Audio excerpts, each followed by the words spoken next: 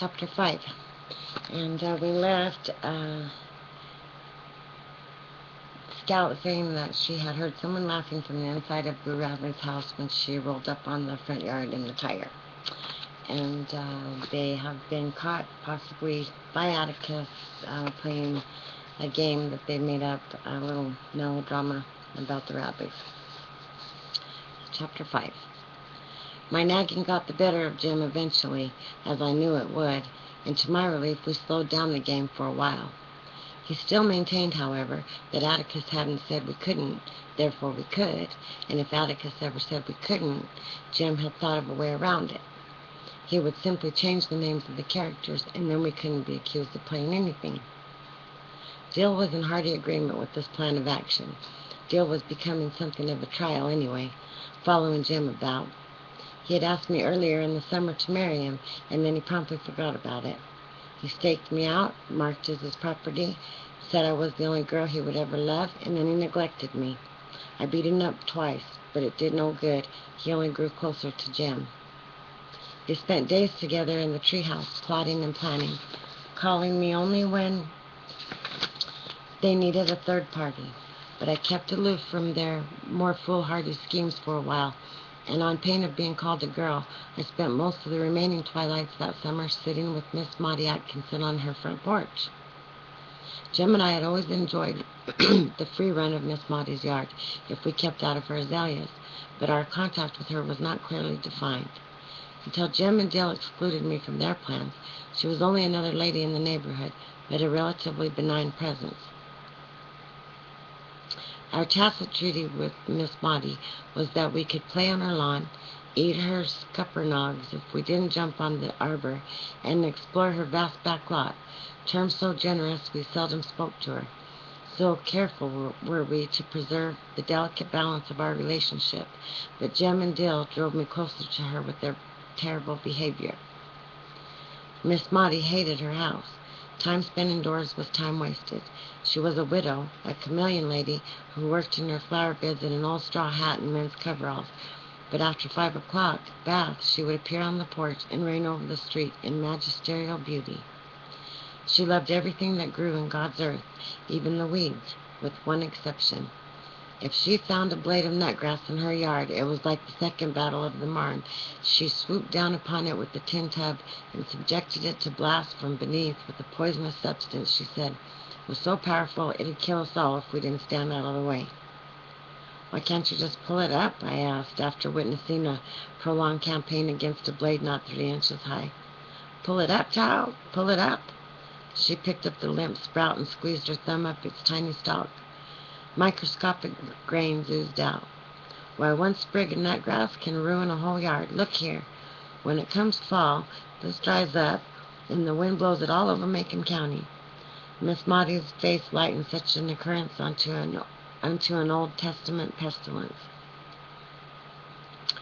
Her speech was crisp for a Macomb County inhabitant. She called us by all our names, and when she grinned, she revealed 2 minute gold prongs clipped to her eye teeth. When I admired them and hoped I would have some eventually, she said, "Looky here," and with the click of her tongue she thrust out her bridge work, a gesture of cordiality that cemented our friendship. Miss Maudie's benevolence extended to Jem and Dill whenever they passed in their pursuits. We reaped the benefits of a talented Miss Maudie had hitherto kept hidden from us. She made the best cakes in the neighborhood. When she was admitted into our confidence, every time she baked, she made a big cake and 3 little ones, and she would call across the street, "Jem Finch, Scout Finch, Charles Baker Harris, come here." Our promptness was always rewarded. In summertime, twilights are long and peaceful. Often as not, Miss Maudie and I would sit silently on her porch, watching the sky go from yellow to pink as the sun went down, watching flights of martins sweep low over the neighborhood and disappear behind the schoolhouse rooftops. "Miss Maudie," I said one evening, "do you think big Boo Radley's still alive?" "His name's Arthur, and he's alive," she said. She was rocking slowly in her big oak chair. "Do you smell my mimosa? It's like angel's breath this evening." "Yes'm. How do you know?"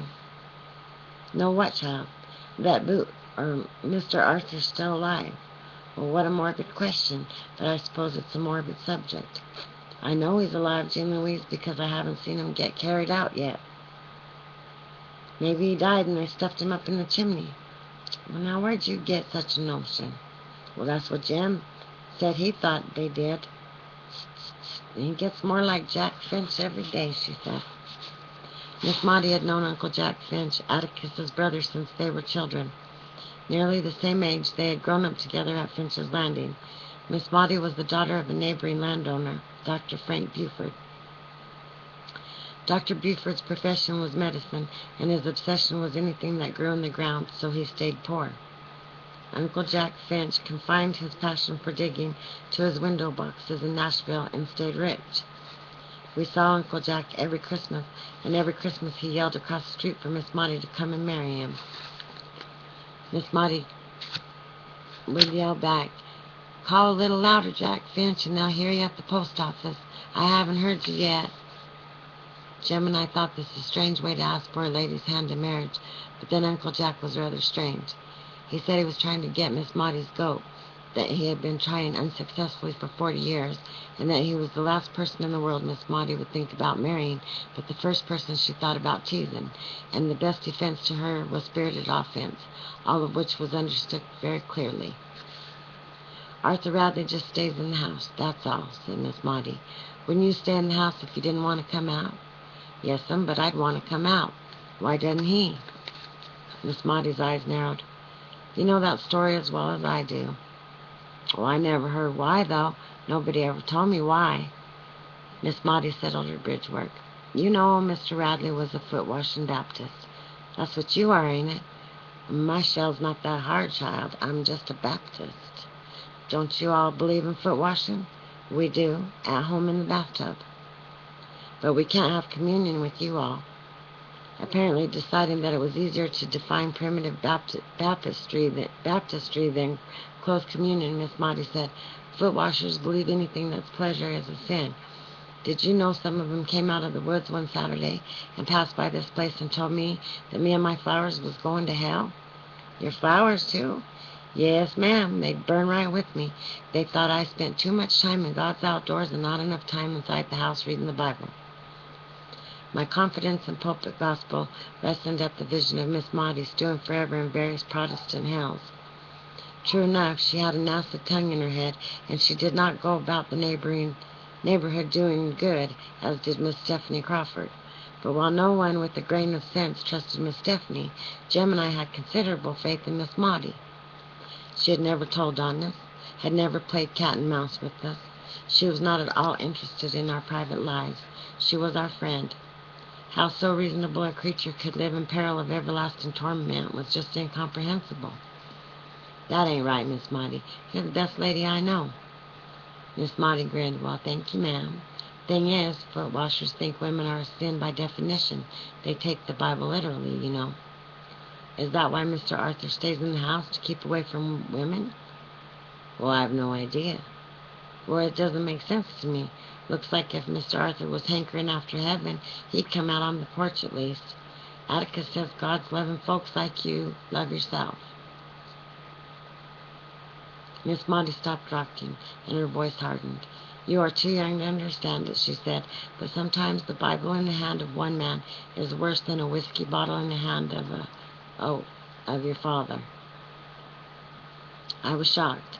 "Atticus doesn't drink whiskey," I said. "He never drank a drop in his life. No, ma'am." "Yes, he did. He said he drank some one time and didn't like it." Sometimes people's writing is not that clear. Miss Maudie laughed. "Wasn't talking about your father," she said. "What I meant was, if Atticus Finch drank until he was drunk, he wouldn't be as hard as some men are at their best. There are just some kind of men who are so busy worrying about the next world, they've never learned to live in this one, and you can look down the street and see the results." "Do you think they're true, all those things they say about Boo or Mr. Arthur?" "What things?" I told her.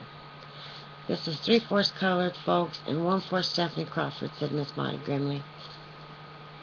Stephanie Crawford even told me once she woke up in the middle of the night and found him looking in the window at her. I said, "What'd you do?" "Stephanie, move over in the bed, make room for him," and that shut her up for a while. I was sure it did. Miss Maudie's voice was enough to shut anybody up. "No, child," she said. "This is a sad house." I remember Arthur Radley when he was just a boy. He always spoke nicely to me, no matter what folks said he did. Spoke as nicely as he knew how. "You reckon he's crazy?" Miss Maudie shook her head. "If he's not, he should be by now. The things that happen to people we never really know. What happens in houses behind closed doors. What secrets are. Atticus don't ever do anything to Jim and me in the house that he don't do in the yard," I said, feeling it my duty to defend my parent. "Gracious, child, I was raveling a thread.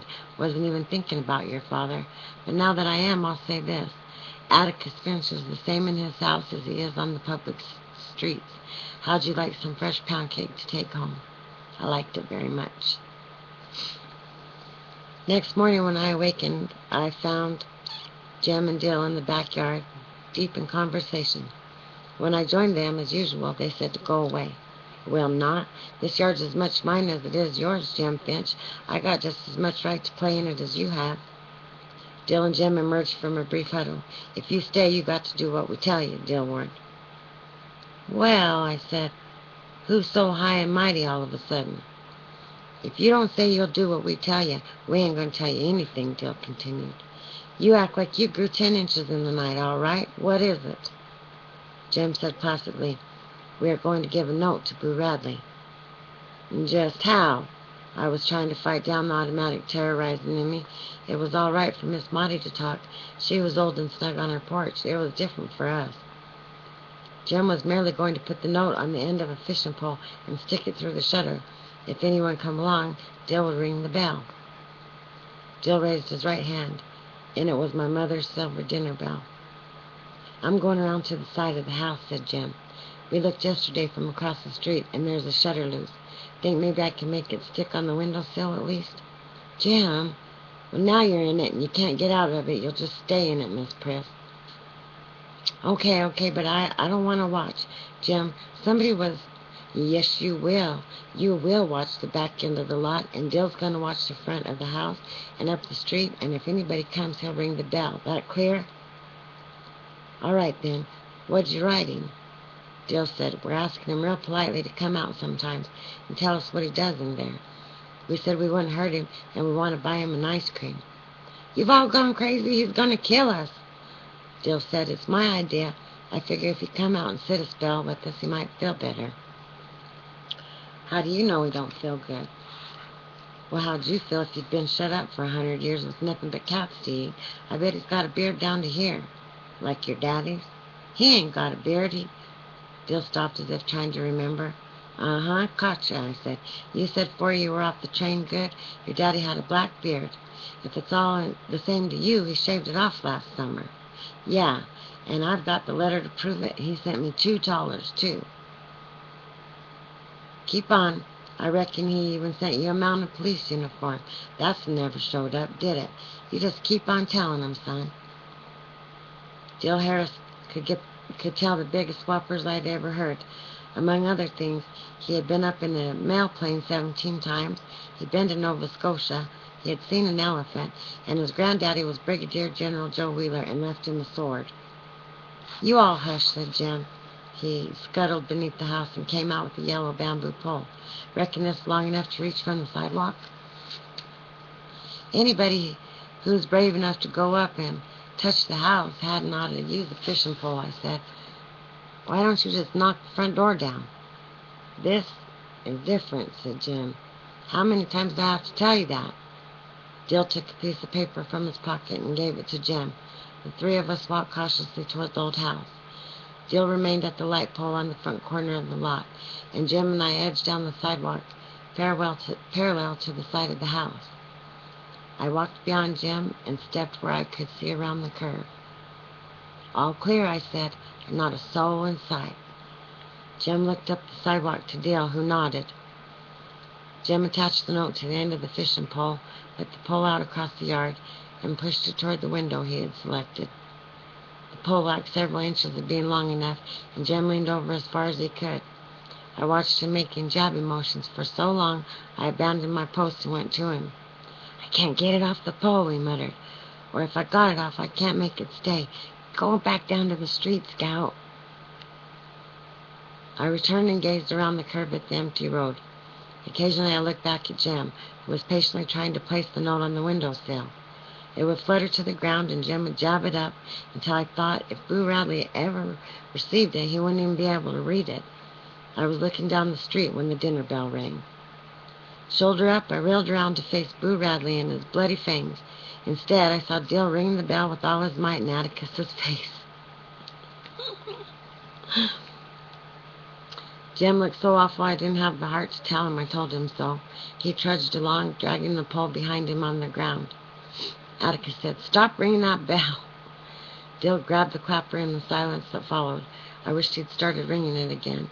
Atticus pushed his hat up to the back of his head and put his hands on his hips. "Jem," he said, "what were you doing?" "Nothing, sir. I don't want any of that, now tell me." We was just trying to give something to Mr. Radley." "Well, what are you trying to give him?" "Just a letter." "Well, let me see it." Jem held out a filthy piece of paper. Atticus took it and tried to read it. "Why do you want Mr. Radley to come out?" Jill said, "We thought he might enjoy us," and dried up when Atticus looked at him. "Son," he said to Jem, "I'm going to tell you something, and I'm going to tell you one time. Stop tormenting that man. That goes for the other two of you, too. What Mr. Radley did was his own business. If he wanted to come out, he would. If he wanted to stay inside his own house, he had the right to stay inside free from the attentions of inquisitive children, which was a mild term for the likes of us. How would he like it? How would we like it if Atticus barged in on us without knocking when we were in our rooms at night? We were, in effect, doing the same thing to Mr. Radley. What Mr. Radley did might seem peculiar to us, but it did not seem peculiar to him. And furthermore, had it never occurred to us that the civil way to communicate with another being was by the front door instead of the side window? And lastly, we were to stay away from that house until we were invited there. We were not to play an asinine game he had seen us playing, or make fun of anybody on the street or in this whole town. "We weren't making fun of him. We weren't laughing at him," said Jem. "We were just—" "So that was what you were doing, wasn't it? Making fun of him?" "No," said Atticus, "putting his life history on display for the edification of the neighborhood." Jem seemed to swell a little. "I didn't say we were doing that. I didn't say it." Atticus grinned dryly. "You just told me," he said. "You stop this nonsense right now, every one of you." Jem gaped at him. "You want to be a lawyer, don't you?" Our father's mouth was suspiciously firm, as if we were trying to hold it in line. As if he were trying to hold it in line. Jem decided there was no point in quibbling, and was silent. When Atticus went inside the house to retrieve a file he had forgotten to take to work that morning, Jem finally realized that he had been done in by the oldest lawyer's trick on record. He waited a respectful distance from the front steps, watched Atticus leave the house, and walked toward town. And when Atticus was out of earshot, Jem yelled after him, "I thought I wanted to be a lawyer, but I ain't so sure now."